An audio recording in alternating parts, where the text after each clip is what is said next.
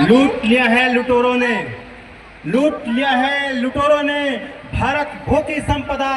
उन्हीं दिवसों से बढ़ने लगी भारत भू पर आपदा। हम शत्रुओं से उसके अत्याचार का बदला लिए, माँ के चरणों में उसके शीश काट कर रख दिए। कई बार शत्रुओं ने भारत भू पर आक्रमण किया, कई शताब्दियों तक गुलामी के जंजीर में जिया। संकट में माँ भारती अपने लाल को पुकारती, आओ हम सभी मिलकर उतारे माँ भारती की आरती। आओ हम सभी मिलकर उतारे माँ भारती की आरती। धन्यवाद। दुर्दशा जुल्म सितम कब तक सहते रहोगे? स्वाभिमान की पंक्ति आप सभी के बीच में रखता हूँ, मन भैया थोड़ा ध्यान दीजिएगा। दुर्दशा जुल्म सितम कब तक सहते रहोगे? हाथ जोड़ कब तक याचना करते रहोगे? मौत हर किसी को आनी है एक दिन, मरने से पहले कब तक मरते रहोगे? मरने से पहले कब तक मरते रहोगे? इस समय देश में सबसे बड़ी समस्या क्या है कि पर्यावरण की। तो मैं दो मुक्तक आप सभी के बीच में रखता हूँ, आप सबका ध्यान चाहता हूँ। यहाँ लोग जन्मदिन को मान देते हैं, गरीबों को अन्न का दान देते हैं, चलते हैं वाहन से और पेट्रोल जलाते हैं। अब कहाँ लोग पर्यावरण पर ध्यान देते हैं? अब कहाँ लोग पर्यावरण पर ध्यान देते हैं? पिछले दिनों मन भैया का जन्मदिन था, तो इन्होंने कहा कि सूर्यजीत हम अपना जन्म दिवस मनाएंगे तो केक काट करके। हमने कहा भैया आप जन्म दिवस केक काट करके मनाइए, हमें कोई आपत्ति नहीं है, लेकिन मेरा ऐसा मानना है कि जन्म दिवस कुछ अलग तरीके से मनाइए। तब मैं चार पंक्ति आप सभी के बीच में रखता हूं। और आज हमारे पूर्वज चक्रवर्ती सम्राट अशोक का जन्म दिवस भी है। और यहाँ से जाने के बाद चार पंक्ति अगर आपके हृदय के द्वार को स्पर्श कर जाए तो मानिएगा, घर से निकला तो सोचा। पंक्ति आप सभी के बीच में आप सभी का ध्यान आकृष्ट करना चाहता हूँ। घर से निकला तो सोचा चारों ओर हरियाली बसाए। मन भैया, घर से निकला तो सोचा चारों ओर हरियाली बसाए। जब तक तन में रहे जिया घर को उपवन की तरह सजाए। आपकी बात रखने के लिए बाजार से केक लेकर लौटा। चौथी पंक्ति पर आप सभी के हाथ खुलने चाहिए अगर चौथी पंक्ति आपके हृदय के द्वार को स्पर्श कर जाए। आपकी बात रखने के लिए बाजार से केक लेकर लौटा। अपनी तो यही तमन्ना है, जन्मदिन पर एक पौधा लगाए, जन्मदिन पर एक पौधा लगाए। बहुत बहुत धन्यवाद। आप सभी प्रण कीजिए, अपने जन्म दिवस पर केक काटेंगे, लेकिन अपने जन्म दिवस पर एक पौधा भी लगाएंगे ताकि भारतवर्ष पुनः हरियाली से भर जाए। आप सभी ने बहुत अच्छा सुना, इसके लिए मैं आप सभी को बहुत बहुत धन्यवाद देता हूँ।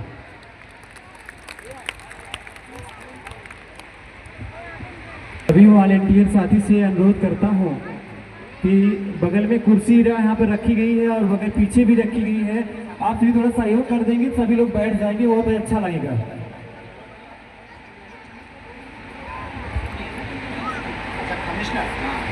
हेलो, हमारे बीच सोनम और मुंबई से आए हुए हैं। मैं उन्हें मंच पर सादर आमंत्रित करता हूं। जो वॉलंटियर फोर्स है उन्हें सच सम्मान मंच पर लाने का, क्योंकि वो एक अच्छी गायिका भी हैं।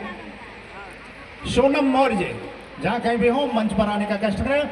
और जो वॉलंटियर हैं मैं उनसे निवेदन करूंगा कि जो भी अतिथि आ रहे हैं उनको सच सम्मान आप मंच पर लाने का करें। और वो जो कुर्सी पीछे लगा हुआ है सब लगवा दीजिए। जितने वॉलंटियर फोर्स के लोग हैं वो कुर्सियां सब पीछे लगवा दीजिए। साथियों, कार्यक्रम को गति देते हुए और ये जितने भाई साहब लोग इधर खड़े हुए हैं, कुर्सी खाली है, उधर जाकर के बैठ सकते हैं। भाई देखो, हमको डिस्टर्ब मत करो। सम्राट अशोक विश्व स्तर के सम्राट हैं और उनके वंशज इस तरह से अस्त व्यस्त रहे, अच्छा नहीं लगता है। आप सब लोग उधर बैठ जाएं कुर्सियों पर, मेरा निवेदन है। आप बैठ करके सुनेंगे तो बहुत जोरदार ये कार्यक्रम होगा। तो आज सम्राट अशोक महान की जयंती है, तो सबसे पहले इस कविता की इस लाइन के साथ आज जोरदार आगाज होगा इस कार्यक्रम का कि चंद्रगुप्त के वीर सपूतो, चंद्रगुप्त के वीर सपूतो, उठो नया इतिहास लिखो, अब विश्व विजय फिर करने को वह जोश और विश्वास लिखो। और नाच रहा नित मोर जहां, वो पावन पिपली बल लिख दो, और जहां चंद्रगुप्त ने जन्म लिया उस भूमि को अभिनंदन लिख दो। चक्रवर्ती सम्राटों का वह गुलजार चमन लिख दो, और दी ग्रेट अशोका की लाटू को सत बार नमन लिख दो, सत बार नमन लिख दो। आज ये लाट नहीं होता और अंग्रेज पुरातत्ववेत्ता उसको खोजे नहीं होते तो आज आप जान भी नहीं पाते कि मौर्यकालीन इतिहास भी कोई इतिहास था।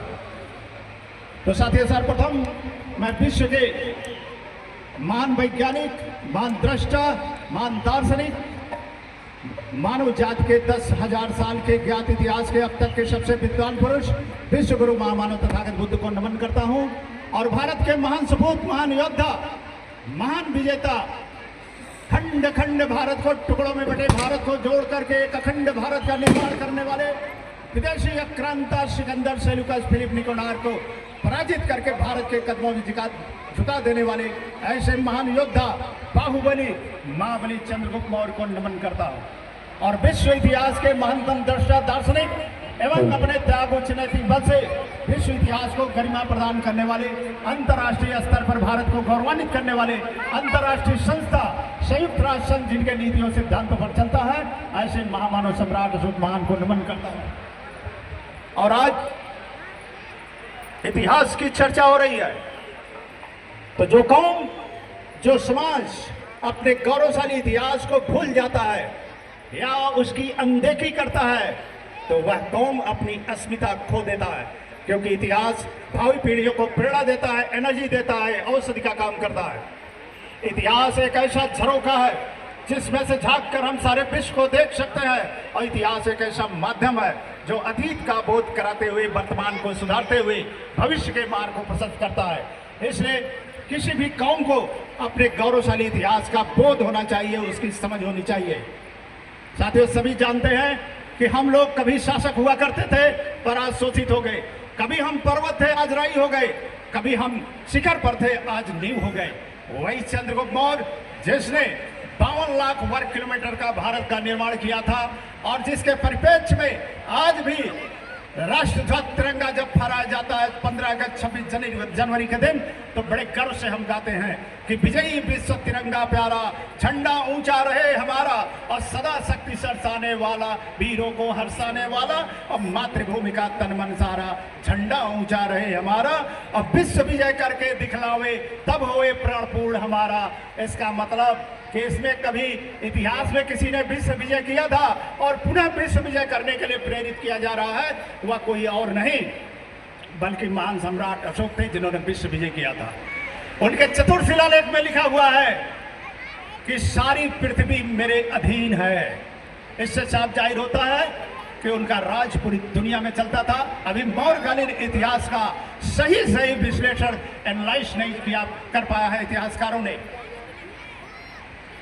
प्रसिद्ध इतिहासकार प्रोफेसर परमानंद सिंह काशी विद्यापीठ ने महान सम्राट अशोक के व्यक्तित्व और कृतित्व का मूल्यांकन करते हुए लिखा कि किसी युग का महापुरुष वह व्यक्ति होता है जो उस युग की आकांक्षाओं को शब्द दे सके, युग को बता सके कि उसकी आकांक्षा क्या है और उसे क्रियान्वित कर सके। वह जो करता है उसके युग का दृश्य और सार्थक होता है। महापुरुष या तो वर्तमान शक्तियों का प्रतिनिधित्व करता है या फिर उन शक्तियों के नवनिर्माण में वर्तमान व्यवस्था को चुनौती देता है। ऐसे महापुरुष को हमें नहीं भूलना चाहिए जिन्होंने पूरे विश्व स्तर पर भारतीय संस्कृति का प्रचार प्रसार किया। और फिर आगे लिखते हैं कि सर्वलोक हित से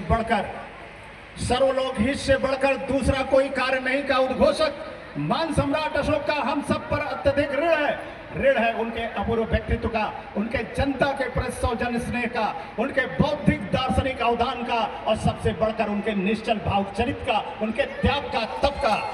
और फिर प्रोफेसर साहब आगे लिखते हैं कि प्रत्येक युग प्रत्येक राष्ट्र में सम्राट अशोक जैसे चिंतनशील राजा को जन्म नहीं दे सका है, जो एक तरफ तो महान योद्धा के रूप में दिखाई पड़ते हैं तो दूसरी तरफ अहिंसावादी प्रणेता के रूप में भी। जहां एक तरफ वह विशाल साम्राज्य के निर्माता के रूप में दृष्टिगत होते हैं तो वहीं दूसरी तरफ विश्व के महानतम दार्शनिक एवं विचारक के रूप में भी।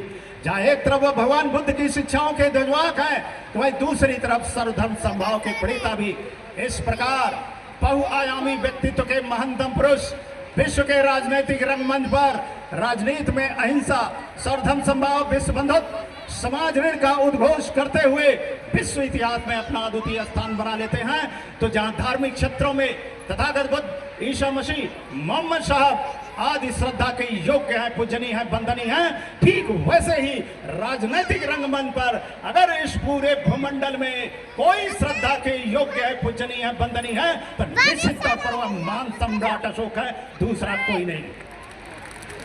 ये उनकी हैसियत है।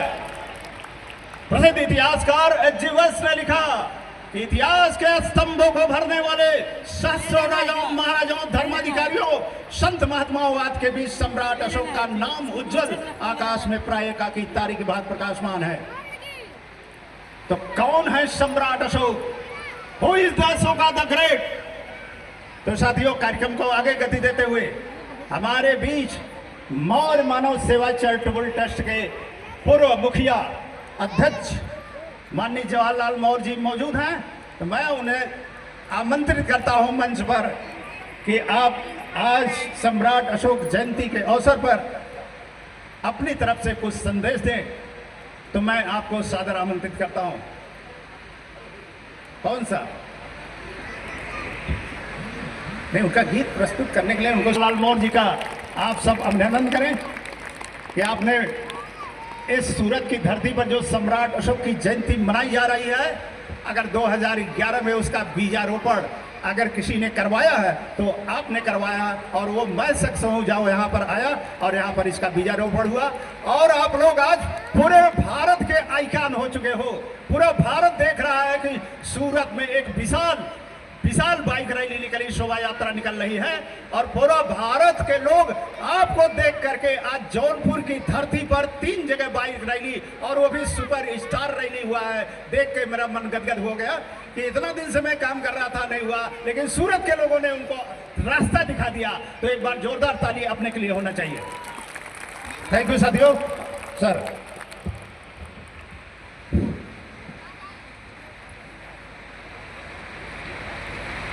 जय सम्राट साथियों, जय सम्राट, जय सम्राट, जय सम्राट।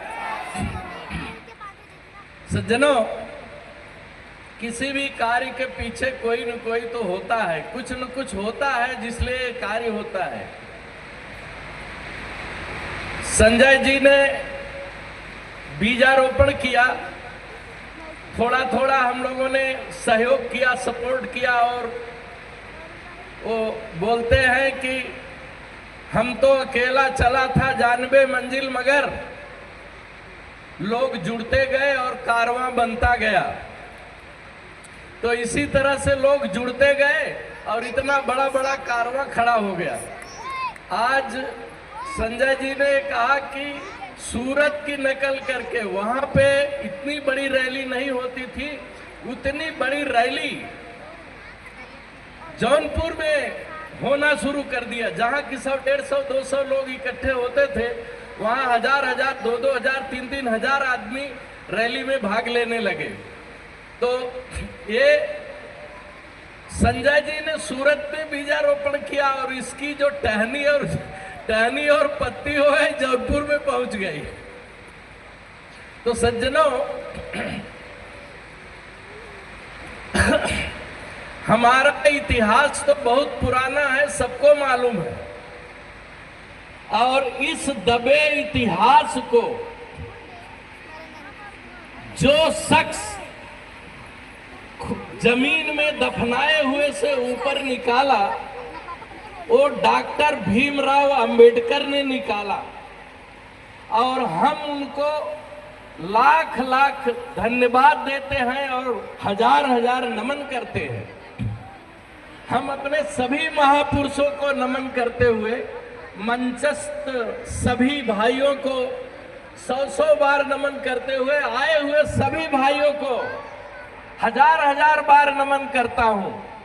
आज आप लोग यहाँ सम्राट अशोक के जन्म जयंती के अवसर पर इतने सारे लोग इकट्ठा होकर और शोभा बढ़ा रहे हैं, और ये श्रेय वास्तव में हम लोगों को नहीं, सुरेश भाई एंड कंपनी को जाना चाहिए, क्योंकि इनकी कंपनी ने दिनों रात मेहनत करके, हम सब तो अभी उम्र दराज हो गए हैं, थोड़ा उम्र बढ़ गई है, इसलिए काम कम कर पा रहे हैं, लेकिन इनके साथ में सहयोग देने के लिए हम लोग भी खड़े हो गए। सज्जनों, हमारा इतिहास, सबसे पहले हमारी संस्कृति खत्म कर दी गई, हमारी संस्कृति खत्म कर दी गई, हमारे साहित्य खत्म कर दिए गए, जला दिए गए, 6 महीने तक जलता रहा।